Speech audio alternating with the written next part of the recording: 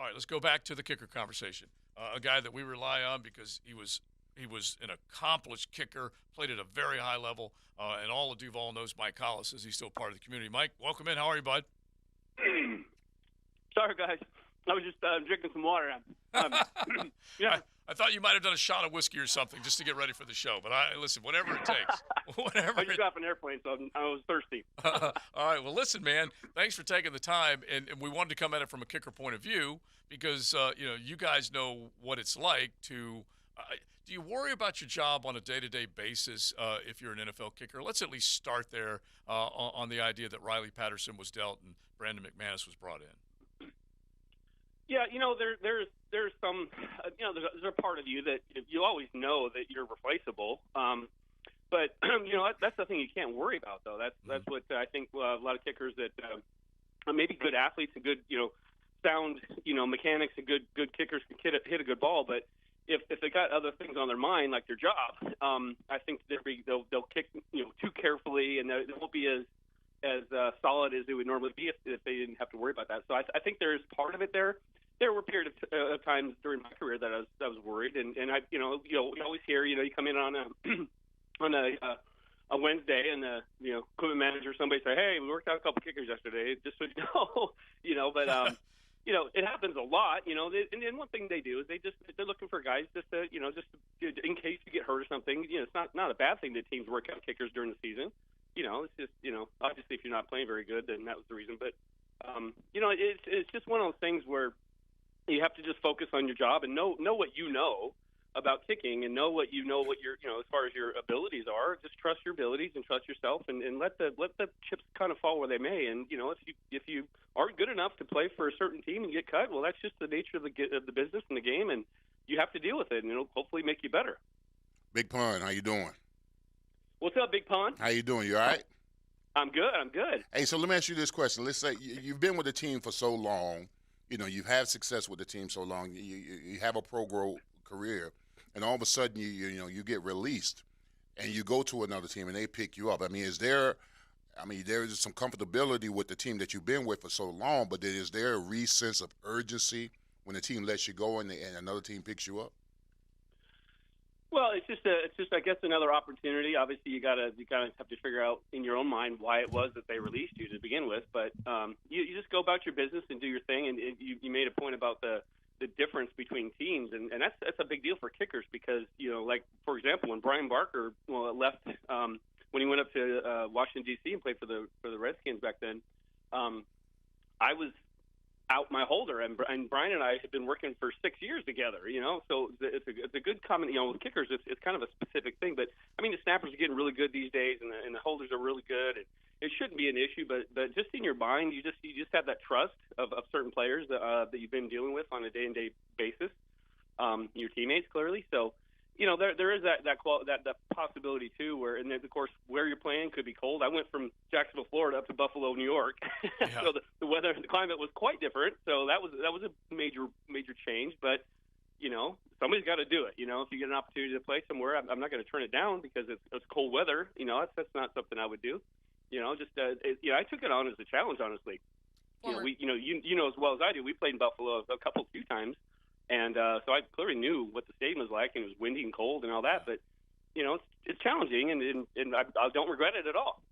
Former Jaguars kicker Mike Hollis joining us now. And, Mike, the next obvious question is, what is next for the Jaguars in their kicking situation? Brandon McManus, not sure how familiar you are with his game.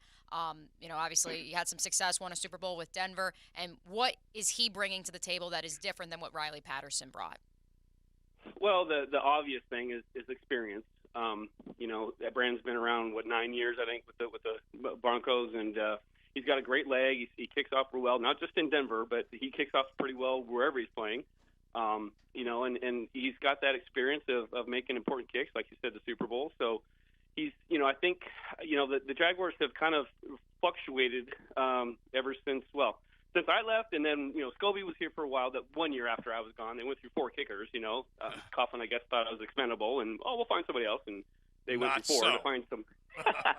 And then they drafted Scobie, of course, he was solid, very solid for a long time, and then after Scobie left, now we're back into the carousel again. Now we're rotating kickers, and And I think what they want to do, and I think when I went to the Giants, that was what they do. Jim Falco flat out told me, he said, we want some consistency, reliability, and experience at that kicking position. We don't have that. We haven't had that for a while. We want somebody who's come in and play a good 5 years for our team or more. And I think that's maybe where the Jaguars are kind of thinking. They want some consistency with regards to, experience, somebody who knows what he's doing in a sense, and whether he's a better kicker or not, to be determined. But he has that experience. He's done very well, and I think that the Jaguars are looking for something that they can just kind of relax and not worry about. I'm not saying that Riley was a bad kicker. He clearly wasn't. I noticed. Now I'm kicking coach. I have that Pro Form Kicking Academy here, so I see kickers on a daily basis, right? So I'm pretty knowledgeable when it comes to just visually seeing a kick or seeing an athlete and how they swing and so forth. And I know that there's some tendencies with certain ways certain kickers kick. And I did the thing with Scobie and Riley at a at a school here last year, and I just got to talking. That's the first time I met Riley, and I just got to talking to him about his form and technique, and he was telling me what he does and this and that. I'm like, and my first thought was, I'm not really sure I would want to do that. And that was my first indication that he could be a little inconsistent with the way he's kicking. And I noticed by him kicking, watching him in games, he didn't hit a real consistent ball every time. It all had, always had a little bit different of rotation sometimes, or maybe a little bit of a hook sometimes, and he kind of barely made sometimes, and I did too. I'm not saying that I'm better than he is by any means, but you got to look at for that. And me as a coach now, I know that even guys in the league, for that matter, for the NFL, those coaches know what they're looking for too. And if they see a ball that they can't trust, they want to go with someone that kicks a consistent ball. And I'm sure Brandon is probably a little bit more consistent as far as his kicks, in and out, day in and day out than Riley was. That's an assumption. It's not a fact. I don't know. But well, I can say you were better than Riley. Okay, all right, you kicked in big games, and Riley kicked in one big game. Yeah. How about that part? Yeah, well, you remember back in the day, we had how many playoff games we played a lot of playoff games, and we Larry Pasquale gave a stat out one time, and we were at an event, and he said something, and I had no clue. You know how those coaches keep all the stats, he said something about me up on stage in front of everybody that I had no idea. And he said, I can't remember what it was, but in games that we won by 3 points or more, Mike Hollis was 100% on every field goal that he had. Beautiful.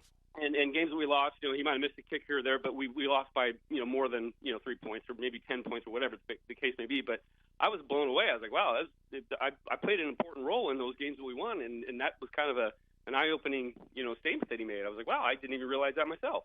Yeah. Well, Mike, this is the way I look at it, and I was talking about this earlier. I think this team is on the verge.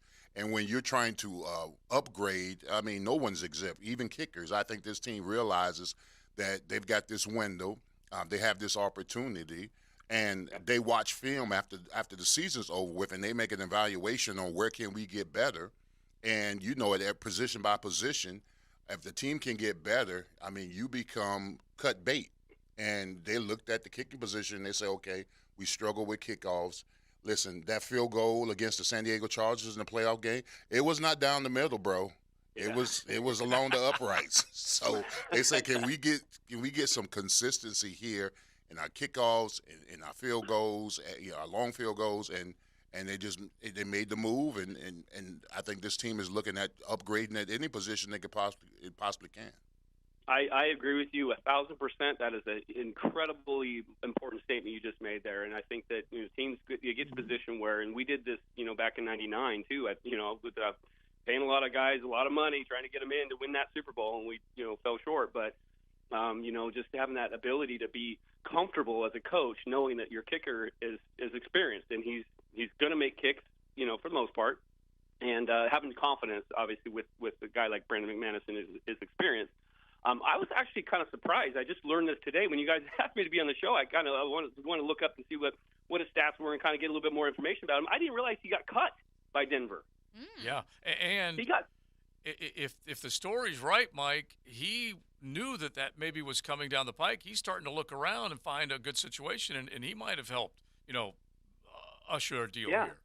Interesting. Yeah, I didn't know that because I felt in my mind, based on him being there for so long and being pretty good, I thought, well, maybe his contract was up, and maybe the Jaguars gave him a ton of money or something. I didn't know, but when I learned that he was cut, I was a little surprised. But again, it's the nature of the business, and coaches don't have to explain themselves at all when they make decisions like that. You know, they'll give you an answer, the media and everybody else, but it may or may not be the right answer and what they're really thinking. But it's a cutthroat business, and you just have to deal with things. And maybe, you know, Riley will go somewhere else, and I've seen kickers go on other teams from certain teams get cut, and he's not good enough here, and goes to another team and just does lights out performance. You know, they're great. So it just kind of depends. We'll see. Maybe, you know, hopefully maybe Riley will get an opportunity somewhere else.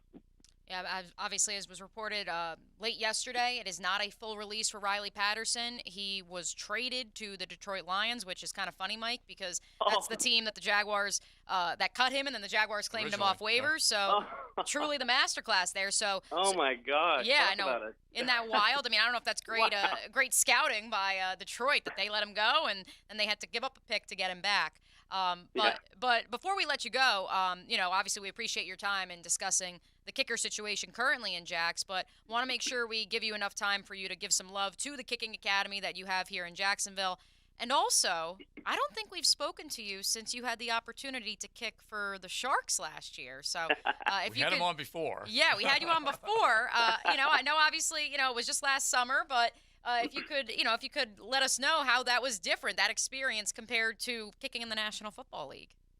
It was fun. I had that same nervous energy before the games, like any game I would play, no matter what level it is. I just don't want to, you know, play poorly. I want to play good for myself, for the city, for the team, everything, you know.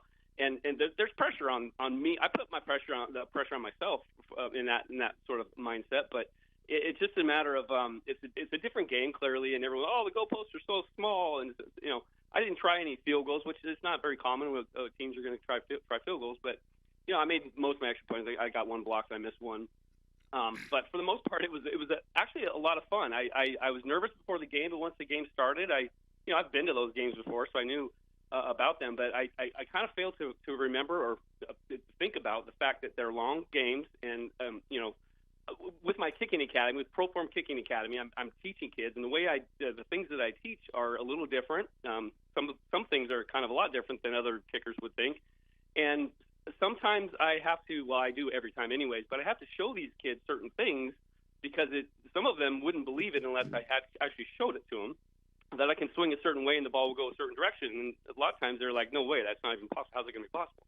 So I have to show them that I can do it that way. So I'm in, you know, the mechanical shape, but I wasn't really necessarily in long-term game, you know, 3 hours long, you know, plus another hour or two of warm-ups, and I wasn't prepared for a 5-hour game, and I got there early because I wanted to get a little bit more kicking with the goalpost, and so I tortured myself by kicking the ball for 5 hours and staying loose and all that. My back was really not happy with me after that game, I can promise you that.